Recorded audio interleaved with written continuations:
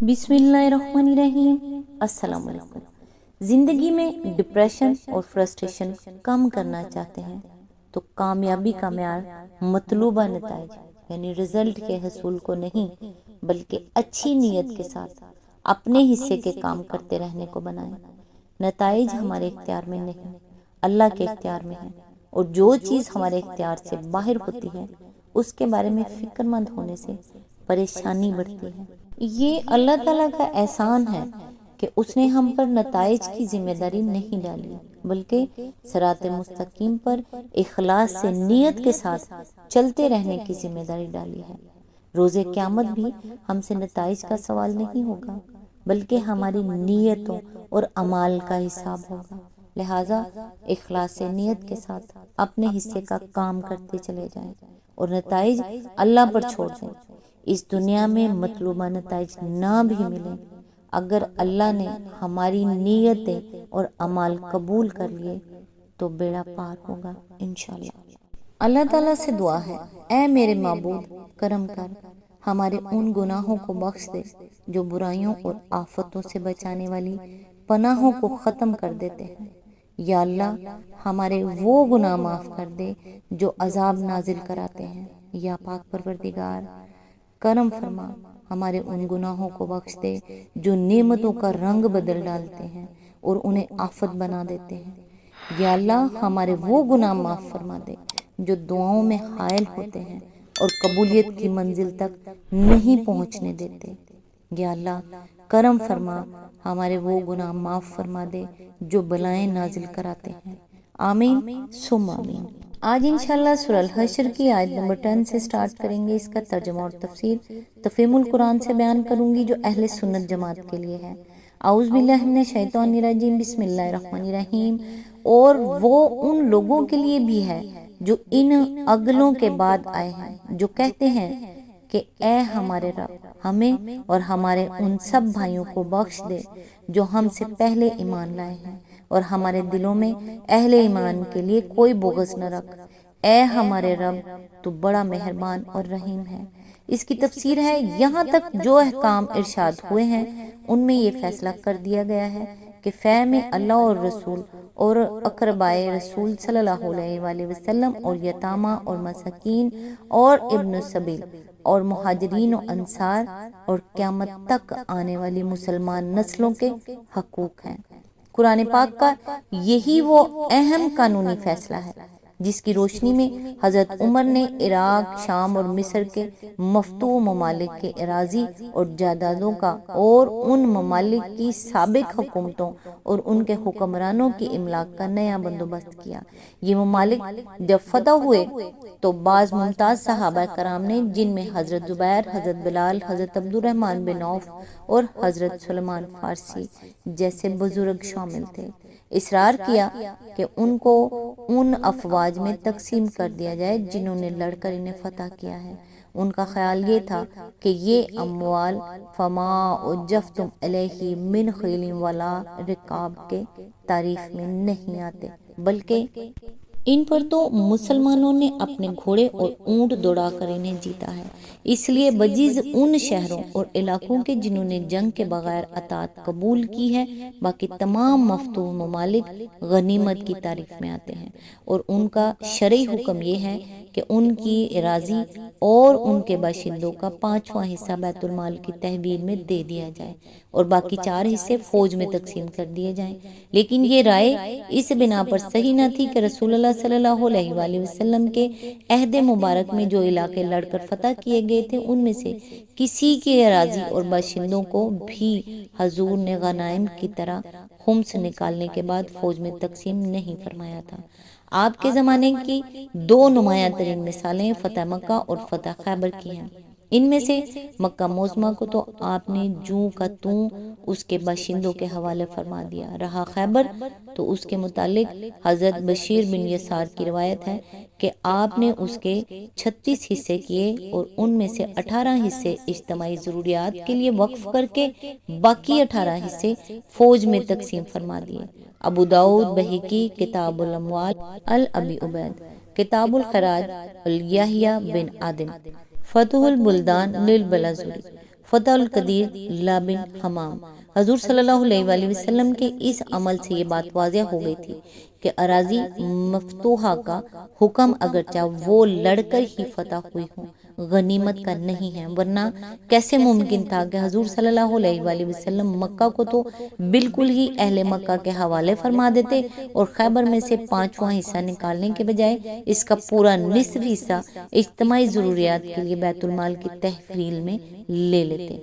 پس سنت سے جو بات ثابت تھی وہ یہ کہ انواع یعنی فتح ہونے والے ممالک کے معاملے میں امام وقت کو اختیار ہے کہ حالات کے لحاظ سے ان کے بارے میں جو فیصلہ بھی مناسب ترین ہو کرے، وہ ان کو تقسیم بھی کر سکتا ہے، اور اگر کوئی غیر معمولی نوعیت کسی علاقے کی ہو جیسی مکہ معظمہ کی تھی تو اس کے باشندوں کے ساتھ وہ احسان بھی کر سکتا ہے جو حضور صلی اللہ علیہ وآلہ وسلم نے اہل مکہ کے ساتھ کیا۔ مگر حضور صلی اللہ علیہ وآلہ وسلم کے زمانے میں چونکہ فتوحات کی کثرت نہ ہوئی تھی اور مختلف اقسام کے مفتوح ممالک الگ الگ حکم کھل کر لوگوں کے سامنے نہ آیا تھا، اس لیے حضرت عمر کے زمانے میں جب بڑے بڑے ممالک فتح ہوئے تو صحابہ کرام کو اس الجھن سے سابقہ پیش آیا کہ بزور شمشیر فتح ہونے والے علاقے آیا غنیمت ہیں یا فے۔ مصر کی فتح کے بعد حضرت زبیر نے مطالبہ کیا کہ اس پورے علاقے کو اسی طرح تقسیم کر دیجئے جس طرح رسول اللہ صلی اللہ علیہ وآلہ وسلم نے خیبر کو تقسیم کیا تھا۔ ابو عبید شام اور عراق کے مفتوحہ علاقوں کے متعلق حضرت بلال نے اصرار کیا کہ تمام اراضی کو فاتح فوجوں کے درمیان اسی طرح تقسیم کر دیجئے جس طرح مال غنیمت تقسیم کیا جاتا ہے۔ کتاب الخراج ابو یوسف۔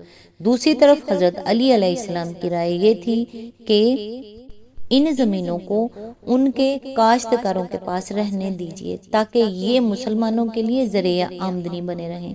ابو یوسف ابو عبید۔ اسی طرح حضرت معاذ بن جبل کی رائے یہ تھی کہ اگر آپ نے تقسیم کیا تو اس کے نتائج بہت برے ہوں گے۔ اس تقسیم کی بدولت بڑی بڑی جائیدادیں ان چند لوگوں کے قبضے میں چلی جائیں گی جنہوں نے یہ علاقے فتح کیے ہیں، پھر یہ لوگ دنیا سے رخصت ہو جائیں گے اور ان کی جائیدادیں ان کے وارثوں کے پاس رہ جائیں گی، جن میں بسا اوقات کوئی ایک ہی عورت ہوگی یا کوئی ایک مرد ہوگا، لیکن آنے والی نسلوں کے لیے کچھ نہ رہے گا جس سے ان کی ضروریات پوری ہوں اور اسلامی سرحدوں کی حفاظت کے مصارف بھی پورے کیے جا سکیں۔ لہٰذا آپ ایسا بندوبست کریں جس میں موجودہ اور آئندہ نسلوں کے مفاد کا یکساں تحفظ ہو۔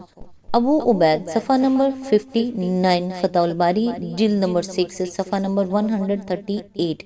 حضرت عمر نے حساب لگا کر دیکھا کہ اگر سواد عراق کو تقسیم کیا جائے تو فی کس کیا حصہ پڑے گا۔ معلوم ہوا کہ 2-3 فلا فی کس کا اوسط پڑتا ہے۔ ابو یوسف ابو عبید۔ اس کے بعد انہوں نے شرح صدر کے ساتھ یہ رائے قائم کر لی کہ ان علاقوں کو تقسیم نہیں ہونا چاہیے، چنانچہ انہوں نے تقسیم کا مطالبہ کرنے والے مختلف اصحاب کو جو جوابات دیے وہ یہ تھے: کیا آپ چاہتے ہیں کہ بعد کے لوگ اس حالت میں آئیں کہ ان کے لیے کچھ نہ ہو؟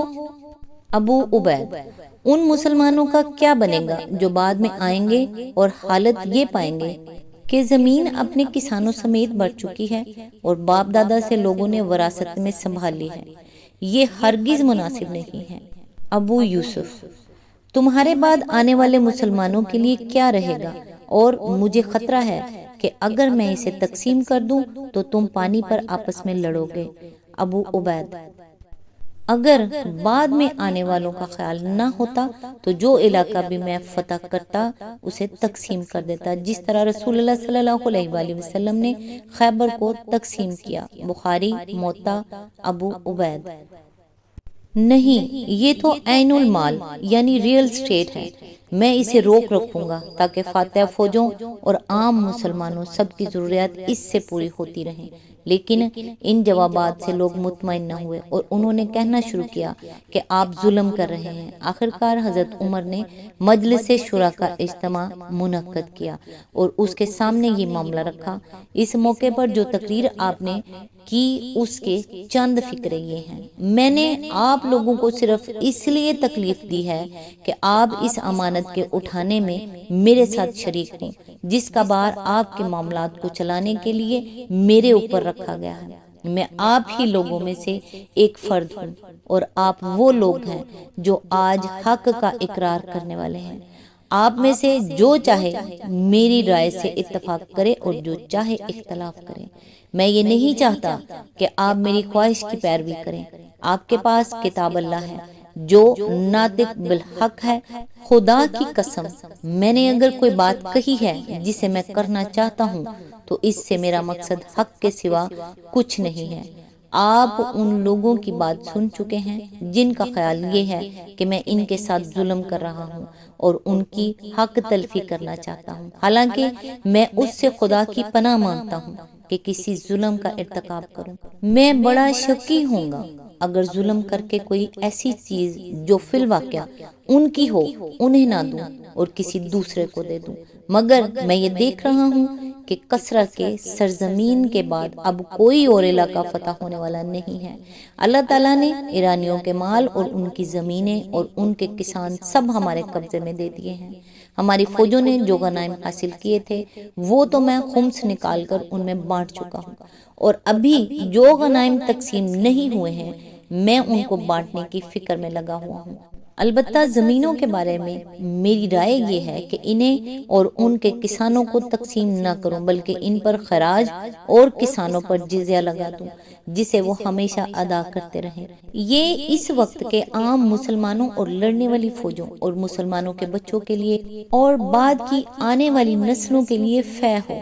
کیا آپ لوگ نہیں دیکھتے کہ ہماری ان سرحدوں کے لیے لازماً ایسے لوگوں کی ضرورت ہے جو ان کی حفاظت کرتے رہیں؟ کیا آپ نہیں دیکھتے کہ یہ بڑے بڑے ملک شام، الجزیرہ، کوفہ، بصرہ، مصر، ان سب میں فوجیں رہنی چاہیے اور ان کو پابندی سے تنخواہیں ملنی چاہیے؟ اگر میں ان زمینوں کو ان کے کسانوں سمیت تقسیم کر دوں تو یہ مصارف کہاں سے آئیں گے؟